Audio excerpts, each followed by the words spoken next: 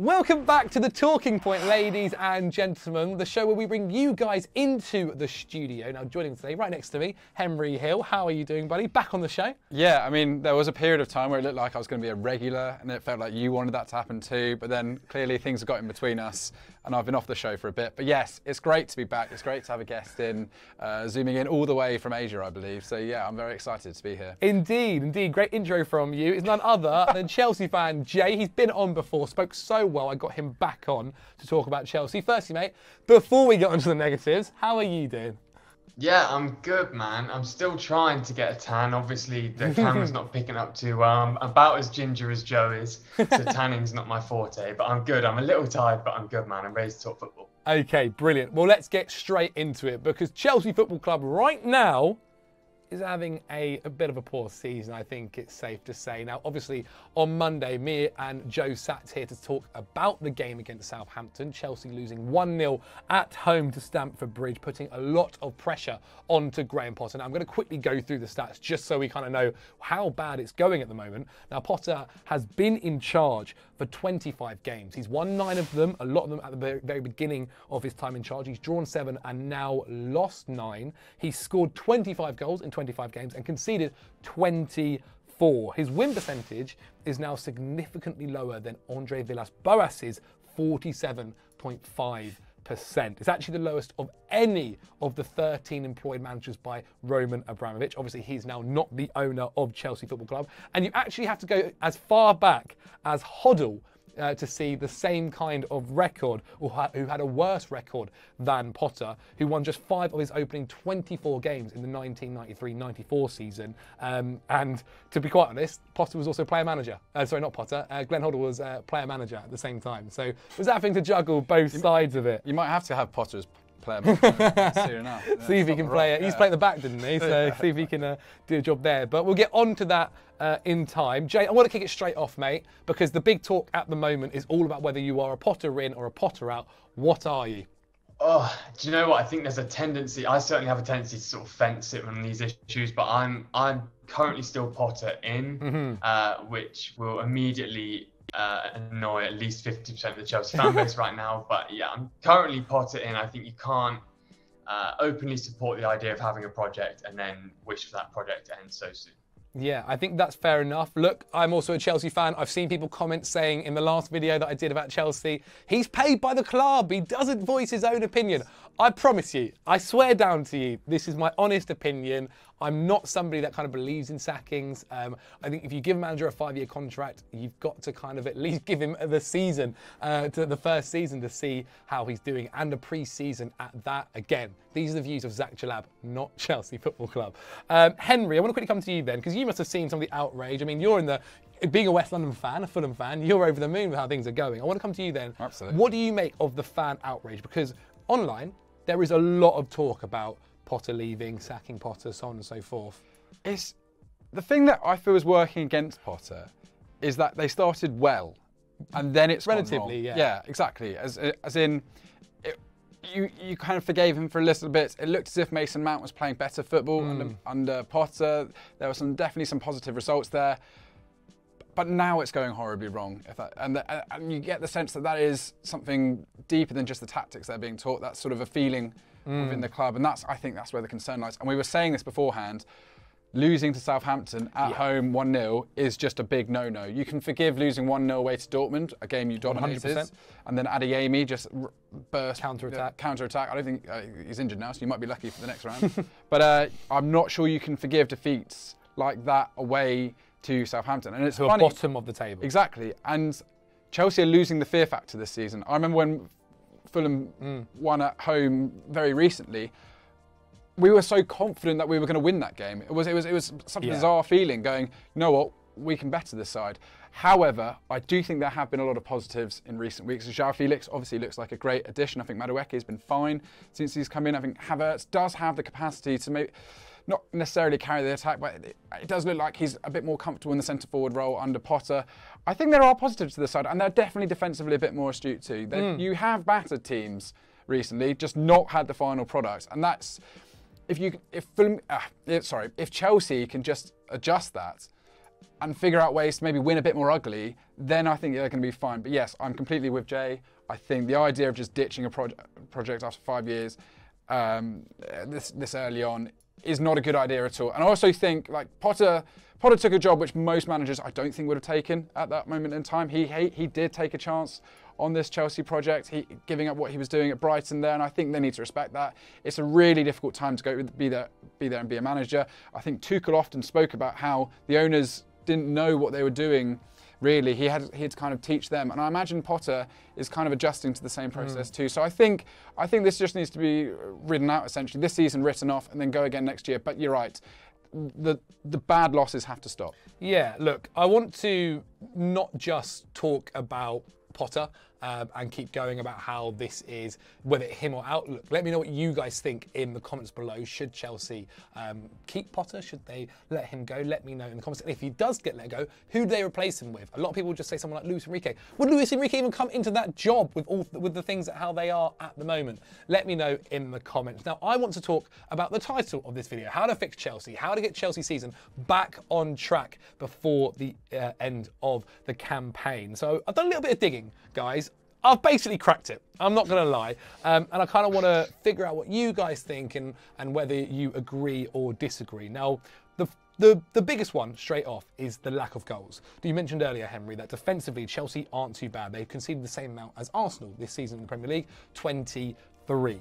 The issue has been putting the ball in the back of the net. They've only scored 23. They've got the 12th best record in the league. Leeds, Brentford, Aston Villa and even Leicester City have scored more than the Blues. Now, even by expected goals, obviously, which gives you a decent chance or a decent look into how they are creatively, puts Chelsea at 10th in the league, which is just not good enough. So, Jay, why do you think Chelsea are struggling so much going forward, my friend? Again, it's tough when you define those phrases, because going forward to a certain degree, like Henry mentioned with João Felix, he's been excellent. Mount has been lacking. I don't think we've got the best from Sterling. I was, unlike quite a few Chelsea fans, relatively hopeful about Aubameyang. I thought his quality in front of goal would be enough to at least finish these moves that we're piecing together. And part of me still feels as though there's value in that player, although I don't actually know that's happening. I don't trust Havertz as a solo striker. I really don't think he's got that in the locker. As much respect for him as I have, I know there are a lot of Chelsea fans that are very defensive about Kai Havertz. I'm not sure that he can play that Premier League 9 role. So, like you said earlier on, it's those finishing touches. I like Fofana, but he's super young, so he's going to take time. I can't quite understand why Aubameyang's been thrown out into the cold to such an extent, because, I mean, surely he must offer something, because we know that he does. He has a track record of doing so, even if he's lost a half a yard. Chelsea seem to do all the hard work. You were mentioning earlier the statistics. I think I saw earlier, last few games, potentially 8 expected goals, 1 goal actually scored. I mean, surely Aubameyang has the quality to increase that number slightly. And yeah, like I said, I'd like to see a bit more from Sterling. I think it's going to take Mudryk time. I think it's going to take Madueke time. And yeah, the Mason Mount situation that continues to rock the fan base is one that's ever present. And hopefully, if he can find a bit of form, then you can see a few more goals. But he's never been a volume goal scorer. So finding a solution is tough, but it almost seems as though there's a potential solution there. And I know some fans have called for Aubameyang, but it just seems as though that's not going to work. Yeah, no, I think it's really interesting. I think you've actually touched upon it well there. Henry, you touched upon it. In actually recent times, since the January signings have joined the club, Chelsea's XG, expected goals, has shot up to 5th best in the league during recent months.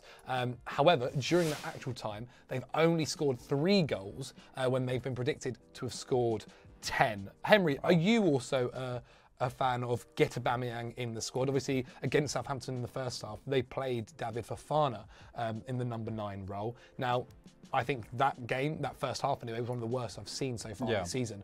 But I will say I thought Fofana was the best on the pitch in that first half for Chelsea. It's a lot on Fofana to come from where he has and be asked to lead the line at Chelsea when anything's going wrong. I do actually kind of agree with Jay. I think you've got a ready-made centre-forward in Aubameyang there who... he was all right at the start of the season. It's going to take some honest and brutal conversations with the players that they have available. They're not all going to get the minutes they want. That's the reality of having such a bloated squad, certainly going forward as sort of Chelsea do right now. Havertz was best at Bayer Leverkusen as a right-sided attacking midfielder. Maybe give him the opportunity to play there. Start putting players in the positions that they were intended to originally, and maybe we might start to see some results. Because yes, put Aubameyang at centre forward, and I think he would be able to do a job, at least putting away the chances, which Chelsea are good at getting into positions. One thing I will say, right, is a lot of people have said this, and I've put that at Potter's feet. He's not changing the foot. He's still sticking to old ways. He's not changing enough, or actually at times changing too much. Tuchel didn't play with a striker. He played Kai Havertz through the front, through the middle. Frank Lampard at times even tried that as well. Surely if 3 managers are doing it, there is a time when you go, okay, well, there must be something up here. That's what they believe, that Kai Havertz is this guy. Yeah. Or obviously what we're seeing in front of us is probably a bit of evidence to not believe that. I agree. I think there's this obsession with fluid football. I think there's this obsession with sort of the way that we saw Guardiola, certainly with Aguero, this idea that the front three should be quite fluid and be able to interchange, etc. It doesn't work for everyone. I think you do have to kind of rock the boat a little bit and adjust your techniques to try and figure out the best player in these certain systems. I mean, we saw what Welbeck did for that Brighton side under Potter was be that leading guy who could hold the ball up and bring the other guys into play. And now that Brighton side have added in Matoma, who's now a match winner. Suddenly it all makes sense. So maybe they do need someone who's got a bit more physicality up front, Chelsea, to do the dirty work, to unleash a lot of the attacking players around who are the fluid players coming through. I wonder what Jay thinks, to be honest. Well, I was going to say, Jay, if you could make two, 3 changes right away, it sounds like get Aubameyang in the side.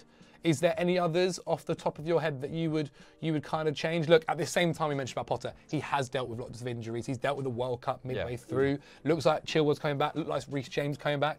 Was a bit of an odd decision to possibly rest Reece James against Southampton when they need to score goals. Supposedly it was the fact that he had been close to possibly injury if he went and played another game, so that's possibly understandable. Yeah, what would you think? So do you think Aubameyang definitely come into the squad, or at least start a few more games? Yeah, I think at least start a few more games. I don't think it's crystal clear. I think the club need to swallow some pride when it comes to that. He's clearly the best striker we have, and Chelsea don't have a striker other than Fofana because Havertz isn't that.